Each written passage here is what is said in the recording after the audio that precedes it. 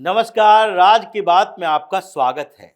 कुछ लोग, व्यक्ति, संगठन, संस्थानें ये हंगामा करके, परेशानी पैदा करके, अराजकता का माहौल क्रिएट करके, दंगा फसाद करवाकर कुछ समय के लिए सोचता है कि हमारी जीत हो गई, लेकिन जैसे ही उसके खिलाफ एक्शन शुरू होता है, इन लोगों की हेकड़ी निकल जाती है।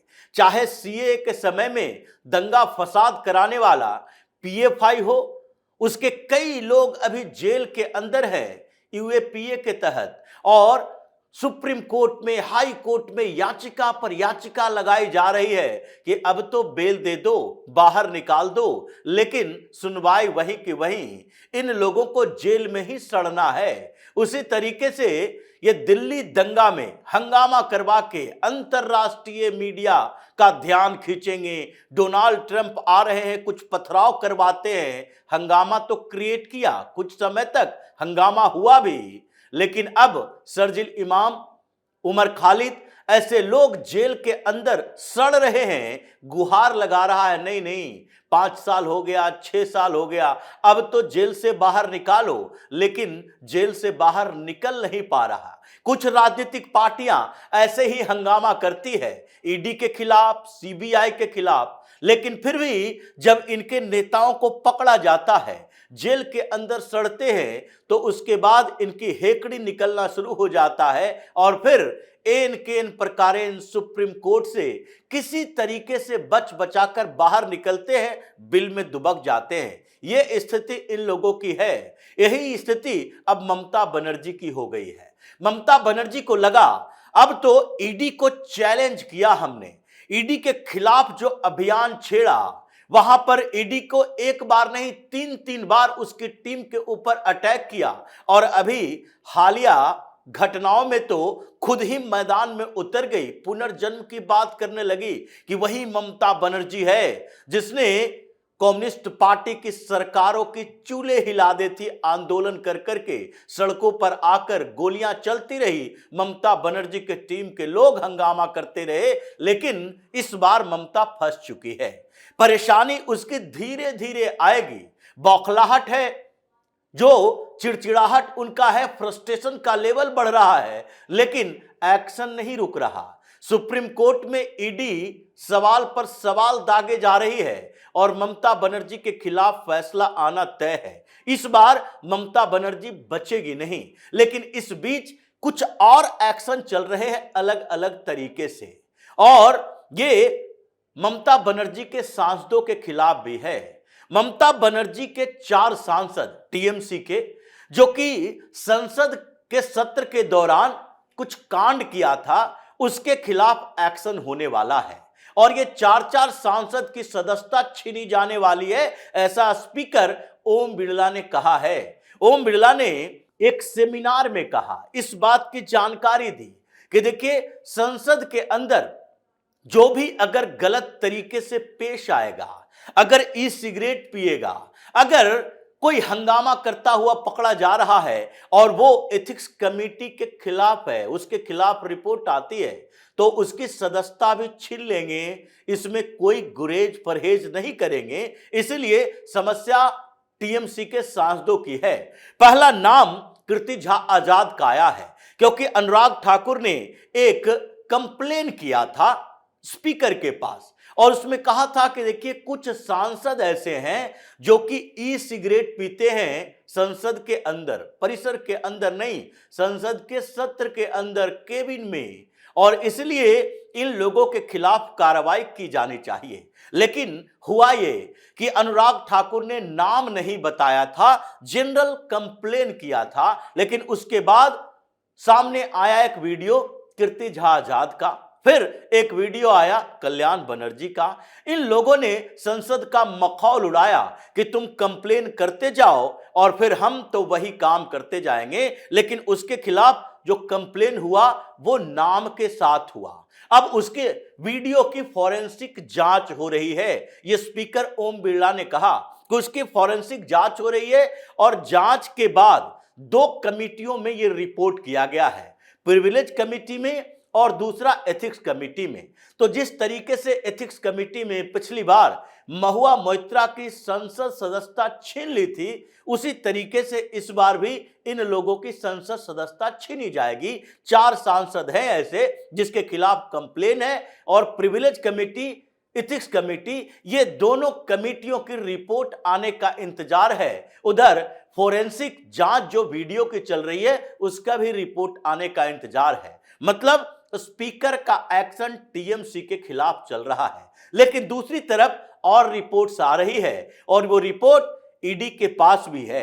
ईडी ने सुप्रीम कोर्ट में याचिका दायर की है और टीएमसी नहीं ममता बनर्जी के खिलाफ आरोप लगाए हैं कि अगर मुख्यमंत्री खुद ही मैदान में उतर जाए, ईडी के अधिकारियों से फाइल छीन ले, अराजकता का माहौल क्रिएट करे, एक संवैधानिक संस्थान को इंडिपेंडेंटली काम करने से रोके, तो फिर उसके खिलाफ तो कोई न कोई कार्रवाई ऐसी होनी चाहिए जो लोकतांत्रिक इतिहास में नजीर पेश कर सके। क्योंकि अगर ऐसा आप लोग नहीं करेंगे तो फिर ईडी के लिए काम करना मुश्किल हो जाएगा, सीबीआई के लिए काम करना मुश्किल हो जाएगा, और फिर ऐसी स्थिति आ जाएगी कि हमें सार्वजनिक तौर पर रिजाइन देके बैठ जाना चाहिए। क्योंकि जब हम काम ही नहीं कर पाएंगे, किसी स्टेट में मुख्यमंत्री हमारे काम में दखलंदाजी करेगा, वहां की पुलिस सहयोग नहीं करेगी, तो इसके बाद हमें काम करने का मतलब क्या है। जब हम सर्च वारंट लेके जाएंगे, छापेमारी करेंगे, और जो सबूत होंगे वो हमारे सामने अगर नष्ट किया जाएगा, तो फिर हमारे काम करने का मतलब क्या है। इसलिए सुप्रीम कोर्ट में संज्ञान लिया गया है और इस पर सुनवाई चल रही है, कार्रवाई भी होगी, भले ही थोड़ा समय लग जाए, वक्त लग जाए, क्योंकि सुप्रीम कोर्ट में भी इंतजार किया जा रहा है कि अगर जो होना था हो गया, इसके ऊपर जितनी रिपोर्ट्स आएगी, नोटिस जारी किया गया है, रिपोर्ट्स आएगी, रिपोर्ट के बाद ममता बनर्जी के खिलाफ कार्रवाई की जाएगी। लेकिन दूसरी तरफ ईडी की टीम अलग एक्टिविटी में लगी है। ये जो इन टीएमसी नेताओं की कुंडली तैयार करके रखी है, क्योंकि अभी जो सुप्रीम कोर्ट में सारे विपक्षी पार्टी के नेताओं ने याचिका दायर की थी कि ईडी और सीबीआई का इस्तेमाल इन लोगों के खिलाफ किया जाता है। जब से 2014 के बाद से सरकार बदली है, इन लोगों के खिलाफ ही कार्रवाई की जाती है, राजनीतिक बदले की भावना से प्रेरित होकर। सुप्रीम कोर्ट ने हालांकि इनकी याचिका को रिजेक्ट कर दिया था कि अगर ईडी और सीबीआई किसी भी नेता के करप्शन के खिलाफ कार्रवाई करती है तो वैसी स्थिति में उसे खुद आना पड़ेगा।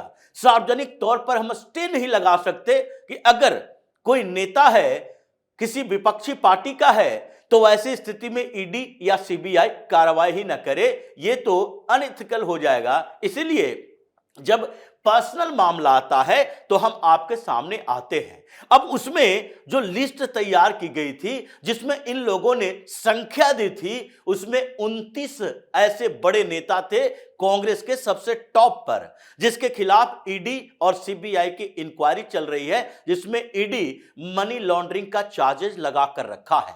लेकिन दूसरे नंबर पर जो नाम था वो टीएमसी का ही था।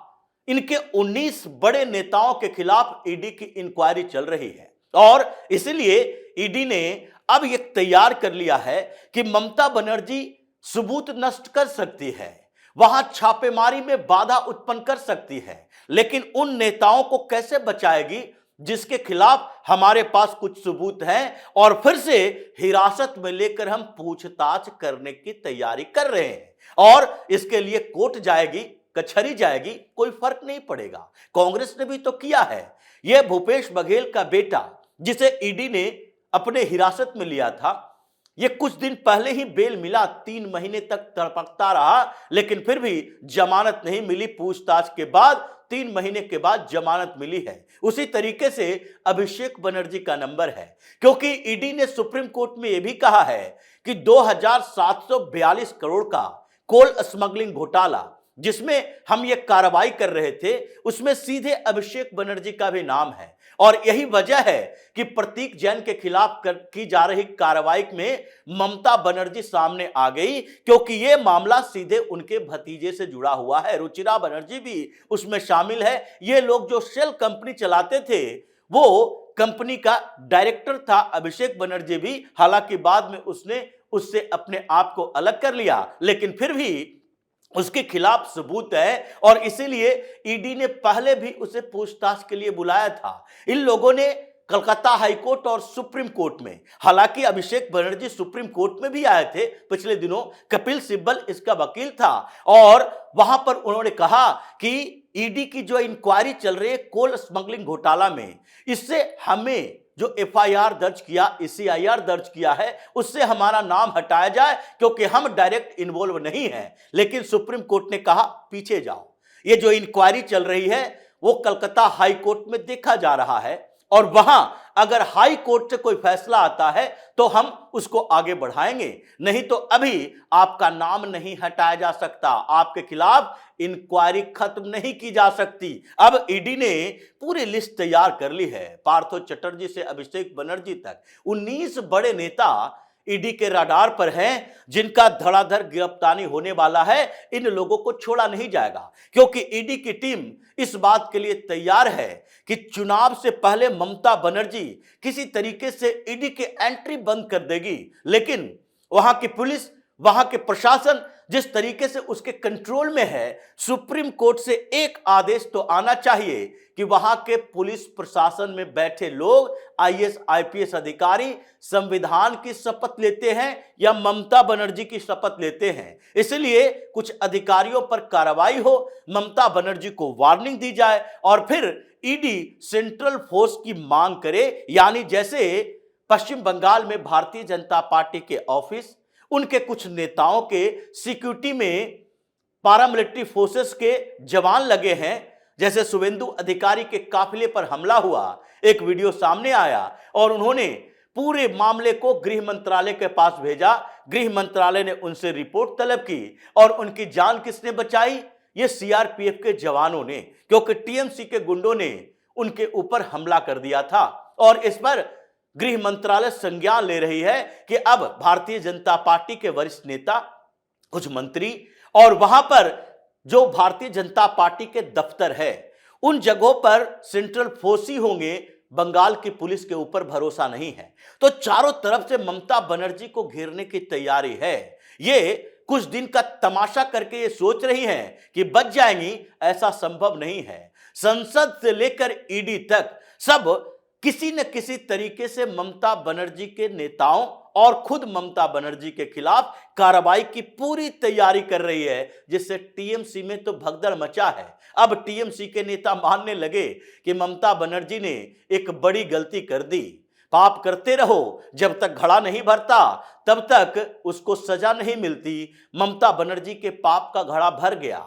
उन्होंने जो सीधे चैलेंज किया और जो तमाशा किया, उसके खिलाफ अब कार्रवाई चौतरफा हो रही है और टीएमसी में परेशानियां धीरे धीरे बढ़ती जा रही है। तो इसी तरह की खबरों के साथ फिर से हाजिर होंगे, तब तक के लिए बन रहिए हमारे साथ और देते रहिए हमें सहयोग, ताकि इसी तरह की खबर हम आपके लिए लाते रहें।